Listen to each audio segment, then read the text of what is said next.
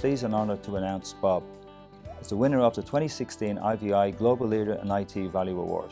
He is an outstanding example of how to manage IT as a business and demonstrates strong leadership on delivering and communicating the business value of IT investments. Congratulations, Bob. Thank you very much, Frank. I'm very honored to accept this award and greatly appreciate your recognition of our efforts here at DTCC to improve information technologies, critical capabilities, and the business value that IT delivers. I regret that my schedule precludes me from being at the summit in person, but I wish you well and am sure that those in attendance will greatly benefit from the insights gained at the joint IVI-ICIS CIO Symposium. So Bob, what has been DTCC's IT focus over the past few years? Well, Frank, as you look back over I'd say the last 5 years, we've really focused our efforts around modernization and innovation. We have a great track record of IT accomplishments throughout our 40-year history, but we reached a point where due to the change in technology, the change in the organization, the change in the regulatory environments, along with the need to become much more commercial and client-focused, we really needed to make a move in a new direction. So that's what we did. We did things like starting a new global trade repository businesses for OTC derivative trades. We launched a client data business with 5 other banks. So we did many things to enable business growth, and at the same time, we recognized that we needed to do some internal investment within IT to help IT become better on behalf of our clients and our business partners.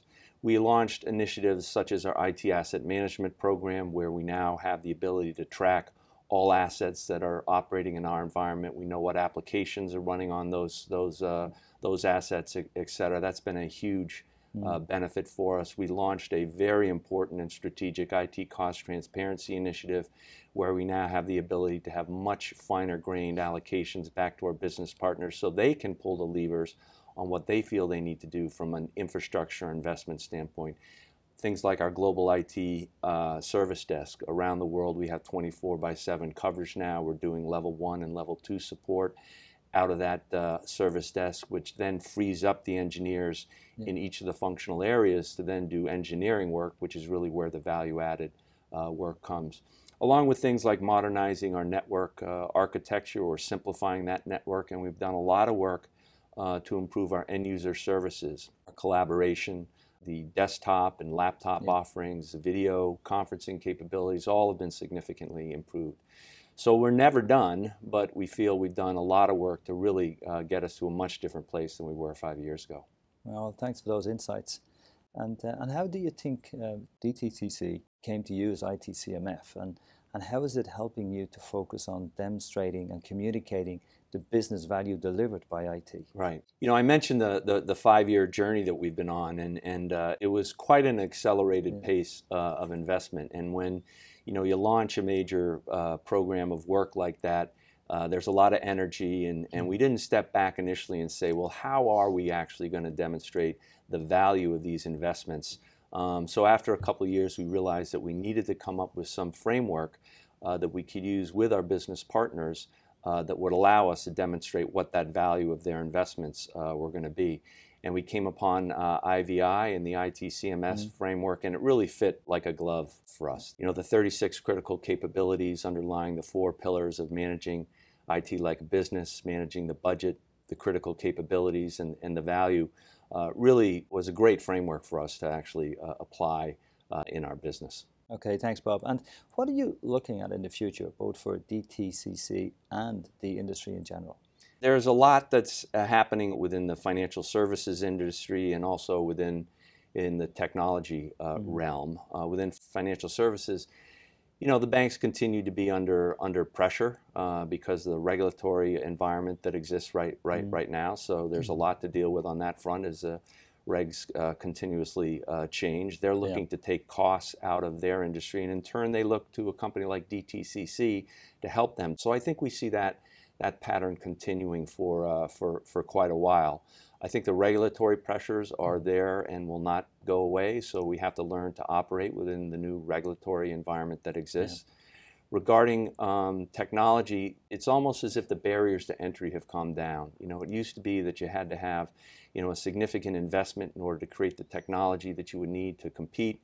Now with a credit card and a cloud company, you can instantaneously get access to unbelievable infrastructure and tools needed to develop new applications, and that's what we're seeing. The mobile payments world is exploding, so the ability to disintermediate with the new financial realities and the new technology realities is going to enable quite a bit of competition, we think, going forward. And one of the areas that we think they'll look towards is the post office processing space in which we operate. And it's a very complex, difficult world in which to operate. We think it's highly efficient for how it's been crafted, but it has been crafted by layering things on top of each other as the market structure has changed over time and as the technology has changed.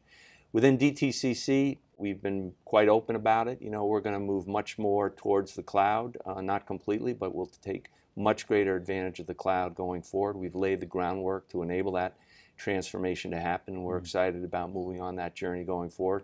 And we're also looking, obviously, at things like distributed ledger technology and blockchain. I think how that evolves over the next few years is still to be determined. There's a lot of hype right now. We think we understand why the hype is there. It does have great potential, but taking that potential and putting it into practice are two quite different things. Okay, thanks, Bob. And any lessons learned? Any key lessons that you've? Well, a couple, I guess. One is I wish we'd focused on the IT-CMF framework earlier than we did in the process. As I said, we were probably a couple years too late getting in the game. And another thing I would recommend is to try and tie where you're trying to improve your critical capabilities, because you can't attack 36 all at once. You need to pick the ones that are going to be most impactful for your organization and also where you have the best ability to execute and make those improvements. But we started a client experience transformation effort and we created a user experience center of excellence. It would have been better for us to marry up the improvement to that user experience center of excellence with the IT-CMF framework earlier on than we did. We came out in a good place, and now we can measure that in the way we want to.